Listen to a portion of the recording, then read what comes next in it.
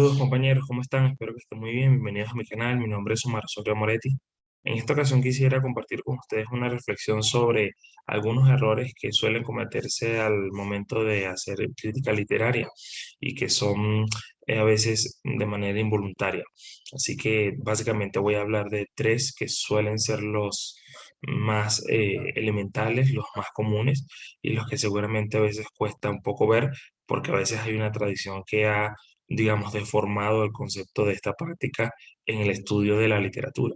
Así que si estás haciendo algún tipo de crítica, de informe o de estudio, digamos, riguroso de algún material literario, pues te conviene saber que estas cosas pueden estar a la orden del día. Entonces voy a empezar a hablar de tres de ellas, ¿no? El primer error básico que encontramos a la hora de hacer una crítica literaria es atacar al autor o dirigirnos al autor precisamente como una forma de evaluar el texto. Y creo que esto es un elemento que todos hemos visto eventualmente, sobre todo en críticas, digamos, mucho más ligeras como pueden ser los periódicos y especialmente las críticas que hacen a las obras fílmicas, ¿no? Muchas veces vemos que una persona que se considera crítico o que los demás consideran como un crítico agudo, empieza a lanzar adjetivos calificativos en contra de la obra, diciendo que es horrible, que es una desgracia, que el autor no debió haber pensado jamás en eso, que tenía en la mente él, que era un loco, etcétera, etcétera. Ese tipo de cosas no conforman parte de las categorías de la crítica literaria y está mucho más acercado a la idea de insulto. Es decir, cuando una persona hace eso con una obra literaria o una obra fílmica o lo que sea, lo que está es insultando al autor.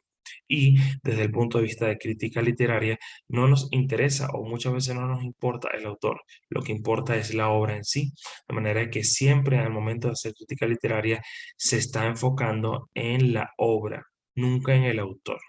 Entonces, esto es un elemento muy común y que realmente no pertenece al ámbito de la crítica literaria, sino más bien al ámbito personal, del insulto o lo que sea. Si eventualmente estamos haciendo algún tipo de estudio sobre un material de un autor que no nos cae bien, quizá lo mejor sea no hacerlo o esperar un tiempo hasta que pase ese tipo de cosas porque puede permear el análisis y hacerlo menos crítico de lo que debería ser, ¿ok? El segundo aspecto que suele tener la crítica y uno de los peligros que a veces podemos caer sin darnos cuenta es el peligro de la preceptiva.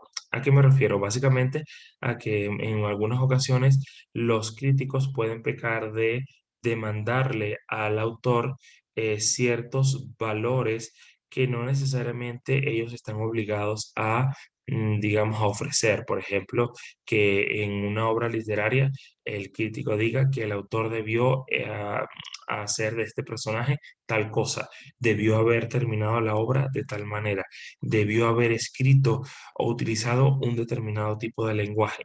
Eso era algo muy común en la crítica literaria, pues, digamos, de la antigüedad hasta bien entrado el siglo XX, y muchos de los escritores, digamos, se oponían a esta visión y algunos, pues, se acoplaban, pero con el costo de, pues, reducir sus proyectos estéticos o sus cualidades estéticas a, pues, lo que decía otra persona que no necesariamente tenía por qué ser así.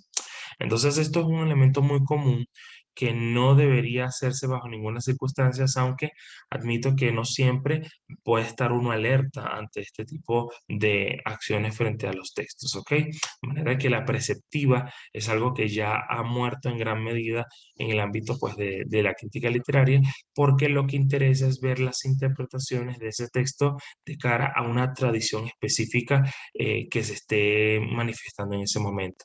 De manera que, más que decir que la persona no debió haber escrito con errores ortográficos, por ejemplo, como podría haber ocurrido en algún momento de la vanguardia, debería preguntarse por qué está haciendo esto y cuáles son las implicaciones dentro de su momento histórico.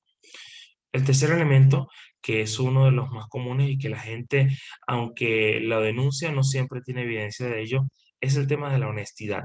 Y esto se refiere básicamente a la idea de que lo que dice el crítico literario en un suplemento, en un libro, en un paper, en donde sea, tiene que ser exactamente lo mismo, digamos, a puertas cerradas. Es decir, que si en el título de un artículo él está a favor de esa obra, cuando le toque hablar en otros espacios o con otras personas en otros ámbitos, sea la misma posición y no sea el hecho de que muchas veces se alaba o se mira con mucha benevolencia un texto específico, pero al momento de hablar con esa persona en el café, te dice que no, que realmente es una obra muy mala, pero fulano es mi amigo, o no quiero tener ningún tipo de inconveniente con esta gente, o esta gente es muy importante y no prefiero prefiero tenerlas de amigo antes de otra cosa, etcétera, etcétera. Eso es algo que puede, digamos, traspolarse a otros ámbitos como la historiografía, como la filosofía, como cualquier otro ámbito, porque, bueno, forma parte de los círculos de poder y de las amistades y todo eso, pero en todo caso, parte de la respetabilidad del crítico está por tener una mirada firme y, digamos, honesta, insisto, de lo que se ha pensado acá. A veces no siempre es así. Muchas veces las personas tratan de elogiar obras porque no las entienden, tratan de hablar de esa manera negativa, a veces lo contrario, negativa por eso, porque no forma parte de un círculo de amistades o se tiene una enemistad. Entonces, ese tipo de elementos deben tomarse en consideración y evitarse lo más posible al momento de hacer la crítica. Obviamente, uno puede cambiar con el tiempo y si una obra en algún momento nos gustó o nos pareció importante, eventualmente en un par de años podría no serlo. Eso es muy diferente, pero si en el mismo momento en que se está haciendo eso hay una opinión o una discrepancia entre lo que escribió y después lo que dice en la calle, eso pues repercute contra su autoridad, repercute contra la idea del texto y repercute contra la crítica literaria en sí. Son tres elementos, insisto, que son muy comunes y que deberían tomarse en cuenta al momento de hacer este tipo de actividades. Nadie tiene garantía de que pueda estar exento de ello o que no lo haya hecho de manera involuntaria, pero siempre va a ser mejor tener en consideración estos aspectos porque pueden afectar seriamente el ejercicio crítico. Y bueno, nada, eso es lo que quería comentarles a ustedes. Si les gustó, los invito a que sigan el canal porque vamos a seguir trayendo muchas cosas importantes en el ámbito de la literatura y las cosas relacionadas con la literatura, reseñas, comentarios con personas que son importantes en ciertas áreas del saber que seguramente les va a gustar. No me queda más que agradecerles a ustedes por estar aquí. Nos vemos en los siguientes videos. Hasta pronto.